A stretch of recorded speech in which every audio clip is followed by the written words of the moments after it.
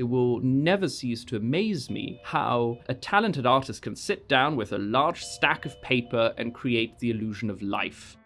That, in a way, is really something that pushed me to think about this exhibition and how one could bring together Disney animation into a dialogue with other objects that were also the product of careful and energetic collaboration. Works of art that carry the same kind of wit and humor and that share in a similar production and in a similar rhetoric. Hi, I'm Wolf, and I'm the curator of Inspiring Walt Disney, the animation of French decorative arts. Walt Disney loved traveling. His first ever trip abroad took him to France at the age of 16, and his discovery of European visual culture at that young age furnished him with an inexhaustible source of inspiration from which he drew throughout his life. This exhibition brings together what may at first seem two very different worlds: the finest 18th century decorative works of art created for a small European elite, and a slate of 20th century animated films with a peerless global reach. And yet, both forms of artistic expression benefit from being examined in the context of the other, especially if you consider the very many areas of overlap in their source of inspiration: artistic intuition, workshop practices, advances each pushed in design and technology, even the establishment of recognizable brands, and, of course, the sense of playfulness, whimsy, and wonder that their works conjure. Animating the inanimate and the illusion of life were the guiding principle of both Disney animators and Rococo craftspeople. Their works call upon our senses rather than our intellect, and it is in that gaiety of spirit and fantasy of motion that Disney animation and Rococo decorative works of art reveal remarkable similarities. This is the first ever exhibition at the Metropolitan Museum devoted to Walt Disney.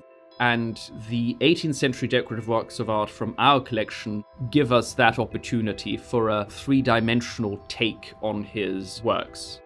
The Disney material covers about 6 decades, starting in the 1930s and ending in the 1990s. Many of the works that we are exhibiting in the exhibition are seeing the light of day for the very first time since they were created. Walt Disney was just about to turn 17 when he first set foot in France. It was right after the end of World War I. He was a Red Cross ambulance driver and stayed in France for about 9 months. And this was a transformational experience for him. Disney himself is well known to have come from very modest origins. The trip to France really changed his life. When Disney came back from Europe, he set out to establish himself as a cartoonist. Shortly thereafter, in 1923, so almost a century ago, he created his studios. He returned to France in 1935 when he was already established internationally as a cinematographic pioneer. Over the course of his grand tour of Europe, Walt Disney acquired about 335 art and illustrated books, the entire pantheon of European children's literature. And this is really important because, of course, all those fairy tales are set in historic spaces, ranging from the Gothic to the Rococo. And these illustrations, in a way, provided Disney animators with a first step in translating European visual traditions into this new idiom of animation. This is a really special loan. It's one of the Thorn Rooms from the Art Institute of Chicago that they're lending us this room, which is here in this exhibition built into the wall, and indeed in Chicago it is built into the wall, so they had to take it out of the wall in order to lend it to us. Disney saw the Thorn Rooms in 1939 at the International Exposition in San Francisco. They were the product of a workshop set up by an heiress in Chicago, Narcissa Niblack Thorn, who set out to create about 100 miniature interiors in all the styles she deemed important. These rooms are really the product of a growing interest in America for historic interiors. They were made in the 1930s, around the same time when all the great American museums were starting to build their period rooms, in which they provided context for their historic furnishings. The Thorn Rooms, in a way, are a miniature version of that. And they inspired Disney to himself make a small group of miniature American interiors, which he was going to call Disneylandia. gradually he changed his idea to what is now Disneyland. The interesting parallel with the throne rooms themselves and the worlds that Disney created is that they are spaces for escapism. It gives you an opportunity to let your imagination run free. The magic lantern is the first object from the Met's collection that you encounter. It's a very important object for the story of this exhibition. Magic lanterns were developed in the 18th century. They're kind of camera obscura, which you could find on all these 18th century festivals and village fairs. This group here is a representation of a child showman with two girls peeking into a hole, and we have to imagine that in the magic lantern itself were one or two colored engravings, probably with a lamp inside, and the little boy would be telling a story. It's an interesting object for a great number of reasons. The first thing is we're looking at the roots of cinema. The second is that it addresses a subject that is hugely important for the theme of this exhibition, which is children's ability to let their imagination run free in a way that adults might not be able to do anymore.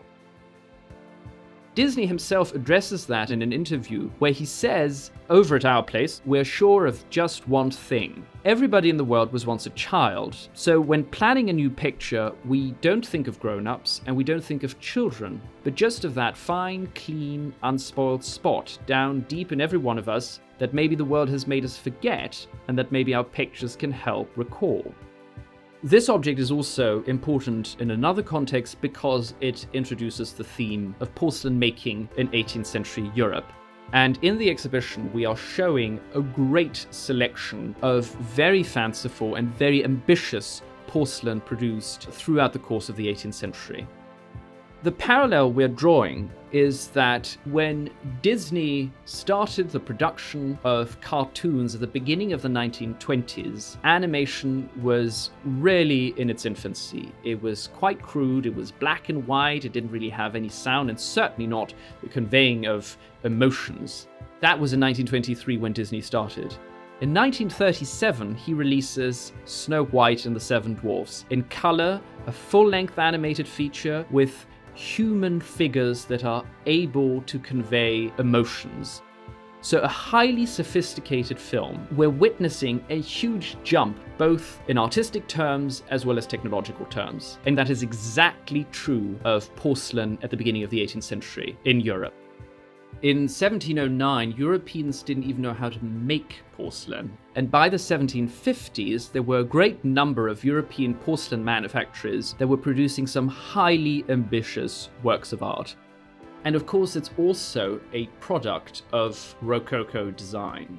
The Rococo is a style that came to life, as it were, in the 1720s in France and Paris, and then developed into a pan-European style.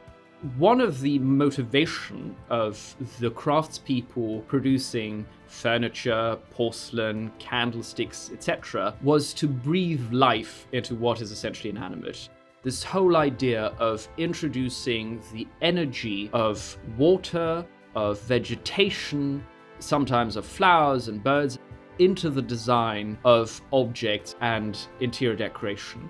And so that idea of animating the inanimate was important for both Rococo craftspeople as well as the Disney animators. In the 1930s and 1940s, there was a small number of women who gradually overcame what initially appeared an unsurmountable barrier and entered the creative realm of the Disney Studios story department. One of the most important of all those artists was Mary Blair. We have in the exhibition a selection of the gouaches that she produced for Cinderella, which exhibit a great understanding of French interiors. And we can see as you move along the wall how her concept art was then translated into background paintings for the actual film. What you see here are Rococo Revival interiors, which actually is, if you think of the overblownness of the 1850s Rococo Revival in Paris, quite an accurate representation of that style. Originally, Cinderella was going to be set in the French 18th century and was then moved into the 19th century. My theory is that this was done for two reasons. The one is that 18th century court costume is extremely difficult to animate. We do have princesses with wide and dreamy gowns in Disney films, but if you look at it very closely, they're usually reduced to the bare minimum in order to accommodate the process of animation. The other one was also that 18th century court costume is totally unrelatable, certainly for a 1950s American audience. Charles Perrault had written Cinderella, as well as Sleeping Beauty, at the dawn of the 18th century. But his fairy tale, Sleeping Beauty, was actually inspired by the romance of a 15th century castle, the Château d'Ussé in the Loire Valley, and seeing this castle inspired his story of a princess who was cursed to sleep for 100 years. So it's an 18th century take on the Middle Ages that is the starting point for this section of the display. As you enter the space, the first thing you see is a prop book. This is the original book that was used for the opening sequence of Sleeping Beauty. It is encrusted with precious stones and is inspired by the Lindau Gospel, which is in the Morgan Library and one of the most important treasure bindings of the Carolingian era. Behind the case, we have a fabulous late medieval tapestry that shows a shepherd and shepherdess making music. This brings us to the sources of inspirations that inspired the making of Sleeping Beauty. In the 1950s, John Hench, who was a key figure in the Disney Studios and later became absolutely essential in the creation of Disneyland, visited the Met cloisters and saw the unicorn tapestries. And the unicorn tapestries inspired the aesthetic style of Sleeping Beauty. So the aim for Sleeping Beauty was to bring a tapestry to life. And the key figure in helping reach that goal was Iwand Earle. In this gallery, we're showing a great variety of the preparatory works that he produced in developing the aesthetics for the film, as well as background paintings. What's so interesting with Iwand Earle is that he really wanted the background to come to the foreground, and some serious battles, if you will, took place between him and the Disney animators, who felt that his backgrounds were just too present and that they would compete with their animation. But that is exactly what he wanted to achieve. He wanted the figures to be woven into the background in the same way that you can see it here in the tapestry of the shepherd and shepherdess, whose figures are really neatly interwoven into that typical millefleur background. So there's no real distinction between foreground and background. The 1980s and 1990s were described by Hollywood as a so-called Disney Renaissance, and Beauty and the Beast was very much part of that rebirth of Disney hand-drawn animation, which so many people had thought had gone extinct. The story was supposed to be firmly set in the 18th century, and so the Disney animators working on the film were looking at 18th century sources of inspiration. After the first attempt to tell the story was scrapped, the Disney artists started completely from scratch, turning the 18th century story into a Hollywood musical. So now we're getting to the meat of the exhibition, where we're comparing works on paper from the Disney Studios for Cogsworth, Mrs. Potts, and Lumière with real 18th century works of art. The original version of Beauty and the Beast doesn't actually feature servants that are transformed into household objects. That was an invention of the Disney Studios. All of the characters embody elements of anthropomorphisms and encourage that translation from the object to the human body, that dialogue, thinking about human anatomical elements being applied to an object. The first object in this display that is of great interest is Peter J. Hall's proposal for Cogsworth, which shows this tall, long-case buhl clock and exhibits his close studying of 17th and 18th century decorative art. When you look at his sketch, what you will see is that the waistcoat is actually painted in emulation of red turtle shell marquetry. And we can see exactly that kind of turtle marquetry in our Gould clock from the Met's collection, which was made at the very end of the 17th century, possibly for King Louis XIV himself. André Charles Gould was one of the great cabinet makers of the 17th and 18th centuries and entertained a large workshop at the Louvre, where the museum is today. The creation of a clock such as this one is the product of a very well-organized workshop, working extremely closely together to produce something that has a coherent design and appearance, but also to create something completely new. Originally, in the first attempts to Beauty and the Beast, Cogsworth was going to be a long case clock. When the story was then turned into a Hollywood musical, the then artistic director, Brian McEntee, suggested that that long case clock should be turned into a mantle clock, so a smaller clock, that would find it easier to interact with the other characters, Lumière, the candlestick, and Mrs. Potts. To me, this concept work by Peter J. Hall really illustrates the degree to which he studied historic sources. And the two teapots are interpretations of some of the earliest teapots made in porcelain in Europe at Meissen. And then you follow a sort of slow design trajectory as his designs are turned into something more cartoony, and the way it is designed allows for that transformation from an inanimate object into something that is evocative of a human being. You can see in the varying interpretations of three-dimensional teapots that we have in the display that different types of anthropomorphisms and zoomorphisms were applied to these teapots.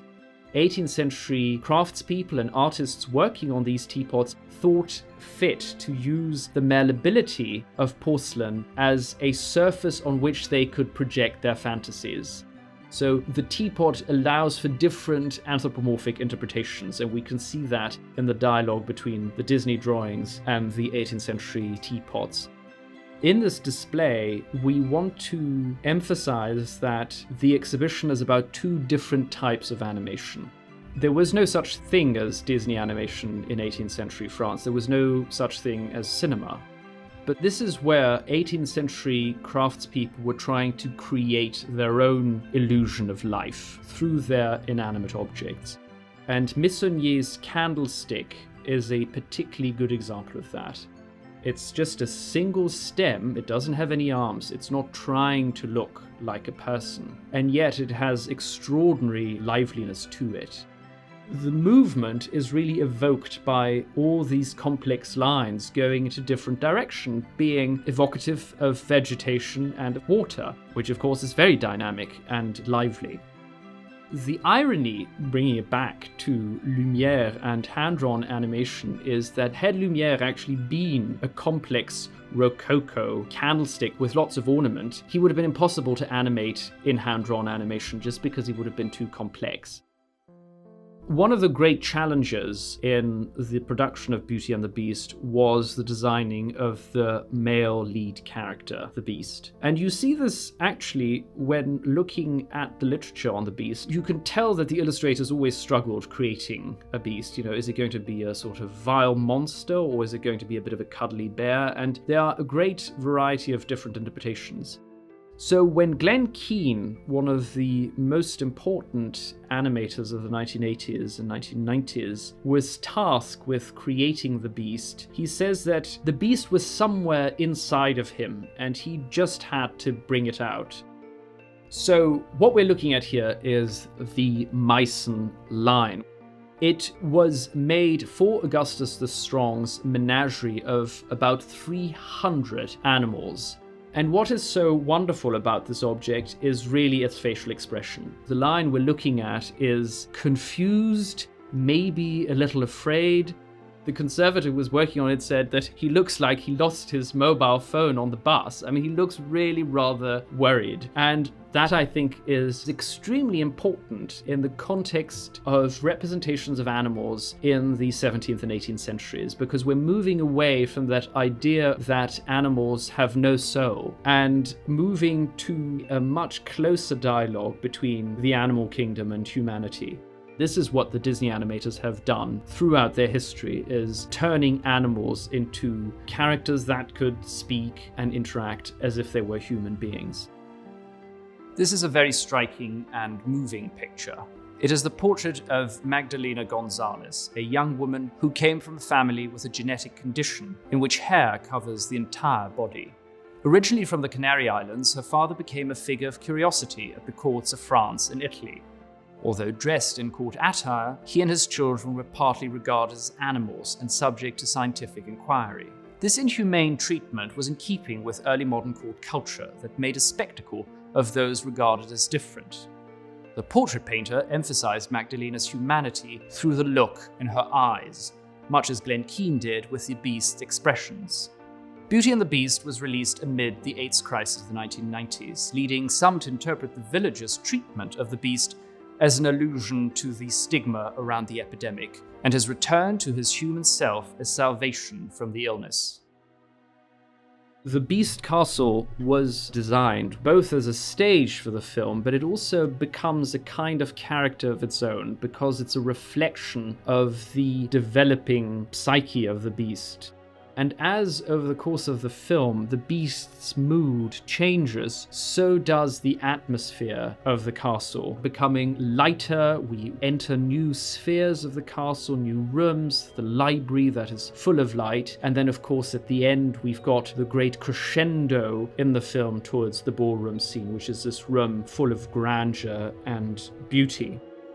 The studio team that was working on Beauty and the Beast early on was trying to create something that was historically quite accurate. They went to the Loire Valley and visited all those late medieval and Renaissance chateaux and tried to translate some of that French architectural tradition into the Beast's castle. However, when leadership made the decision that it should really be a Hollywood musical, the castle changed as well into the fantasy of a fairy tale. That sort of wild combination of Baroque, of Rococo, of Gothic forms shows what Disney artists do best, which is just to pick and choose the visual sources that will help them tell their story. This explains why Cinderella and Beauty and the Beast, which are set in the 18th and 19th century respectively, actually have medieval castles, fairy tale castles with tower and turrets rather than a sort of neoclassical or late Baroque palace with large wings reaching out into broad gardens. The typical medieval fairy tale castle encourages the imagination, which brings us back to that idea of letting the imagination run free. As your eye scans the skyline of an irregular building with all these turning towers and turrets, you are compelled to think about what lies behind, not knowing but imagining. And of course, a building that is pointing to the heavens is reflecting the idea of dreaming. That is something that the Disney fairy tales as well as the theme parks encourage, as well as so many of the objects of 18th century decorative arts we put on display. There is little exaggeration in the observation that Disneyland's Sleeping Beauty Castle has become a site as recognizable as the Eiffel Tower. At the center of this gallery devoted to Disney castle architecture, we have, for the first time in 250 years, reunited two pairs of Sèvres Tower vases which evoke Disney's architectural fantasies. They rank among the most ambitious pieces of Sèvres porcelain ever made. One pair is pink. The dominance of pink might seem at odds with the fortified nature of this architecture, but pink is the quintessential Rococo and Disney castle color. In fact, Jean-Baptiste Marie-Pierre, the principal painter to King Louis XV of France, grew increasingly frustrated at the obsession of the French with pink and how it corrupted the work of an entire generation of artists.